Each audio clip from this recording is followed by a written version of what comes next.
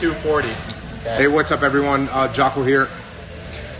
Hanging out with my boy Eric right here. Just kind of a good example. Eric. So, how much you weigh right now, Eric? I'm about 155 at the moment. 155. How long ago did you start training jiu-jitsu? I started training last November. So you're about 15 months? About 15 months. When you started training jiu-jitsu, how much did you weigh?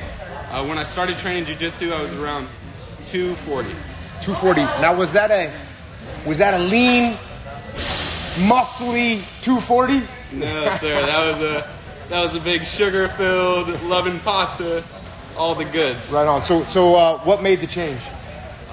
Eating right, training, being focused. Okay, let's start with eating right. What did that look like? Cutting out the soda, the sugar, the carbs, all the BS stuff. Everything we've been, taught that's not good, that you listen to on your cast. And then, and then you also, I know you mentioned to me that you did some intermittent fasting. What did that look like? Intermittent fasting was interesting to start. It was kind of something that everybody told me wasn't going to work. It was kind of something that it was just like a shot in the dark, just an easy answer, but it was something that I had to stay dedicated on, and it ended up paying off. So what kind of rotation would you do?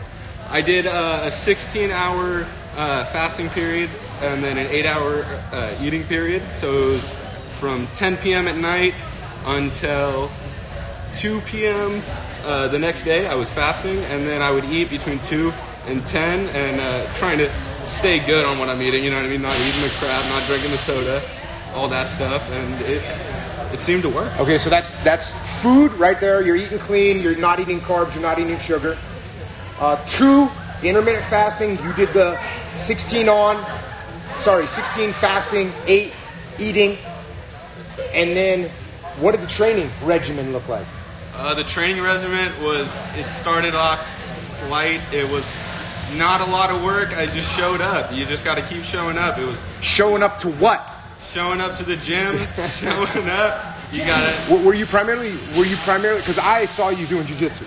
Were you doing anything else? Were you weightlifting or anything? I did a little bit of weightlifting, a lot of running. I would run around the lake, run up mountains, enjoy nature. Really opened my eyes too. Also got me to set down the video games and all that stuff.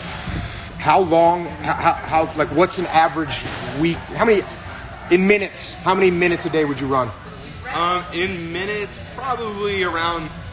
At the start, it was only 10 minutes, and then I built it up to maybe around 40 to an hour a day I would run. And then when I was doing the hikes, it would be anywhere from 2 to 3 hours. I'd be running with my buddies, and we're just jogging up hills and having a great time. And then what about that jiu-jitsu?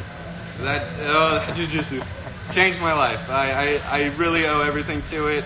The weight loss started with a goal in jiu-jitsu to make it to 180 pounds to compete. And at that point, I was at 240, maybe a little under, maybe 235.